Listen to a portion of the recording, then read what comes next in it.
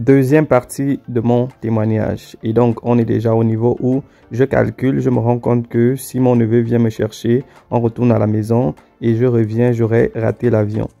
Donc, je suis là, je commence à prier en langue, pas très à haute voix, mais ceux qui étaient à côté de moi pouvaient m'écouter. Je commence à prier, je dis Seigneur, qu'est-ce que c'est?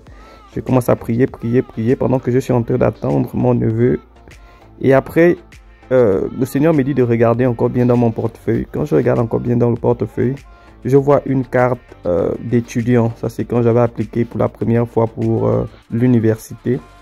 Mais elle était déjà expirée depuis plus de 3 ans. Et le Seigneur me dit, va essayer avec cette carte. Donc, je m'approche de la dame. Je dis, voici la seule carte que j'ai. Elle me demande, est-ce que tu as ta carte crédit? Parce que si je accepte cela, je vais devoir te faire payer une somme de 25 $. Je dis j'accepte et elle m'a donné le ticket, mais elle m'a dit ici là c'est encore possible, mais quand tu vas aller au niveau de l'immigration en haut là-bas, je ne suis pas sûr qu'ils vont accepter cette carte là. Après j'ai dit c'est ma seule option, je vais la prendre. Ensuite j'ai appelé mon neveu, j'ai dit ne viens plus, je vais essayer avec cette carte là parce que je savais que c'était déjà trop tard. Donc je monte maintenant, je vais au niveau de l'immigration, après on m'appelle Next. On me dit montre ton ID et je montre encore cette carte d'étudiant que j'ai montrée en bas. Et le gars me dit ça ne passe pas ici, tu ne peux pas utiliser ça. Non seulement c'est expiré, mais on ne prend pas ce genre de carte, on prend l'ID. Il me dit est-ce que tu as une autre identification? J'ai regardé. J'ai encore trouvé une carte là qui disait Working Permit. Le Working Permit c'est l'autorisation de travailler. Mais ça aussi c'était expiré.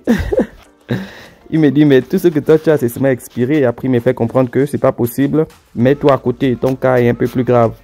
Donc, on m'a mis à côté. Ils ont appelé le supérieur.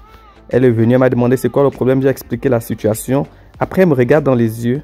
Après, elle me dit, est-ce que tu sais que je suis la seule personne qui peut te faire passer? J'ai commencé à prier dans mon cœur. J'ai dit au Seigneur.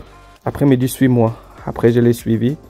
Après, elle m'a dit, bon, on va te faire passer, mais on va te fouiller comme un fugitif.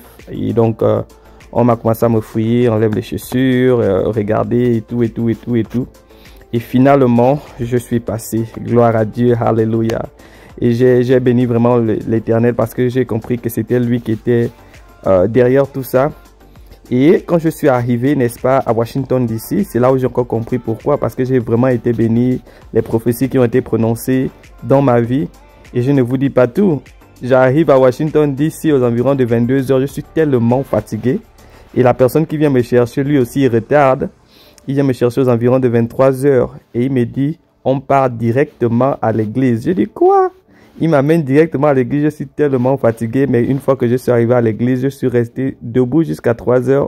Et donc, où je devais dormir, c'était chez le pasteur. Mais le pasteur, lui, il était à l'église. Et donc, j'étais obligé d'aller à l'église avant d'aller dormir. Je suis tellement fatigué. Mais quand j'arrive, l'onction me frappe directement tellement la musique et le message étaient forts. Je rentre directement dans l'adoration et la louange et l'enseignement jusqu'à 3 h.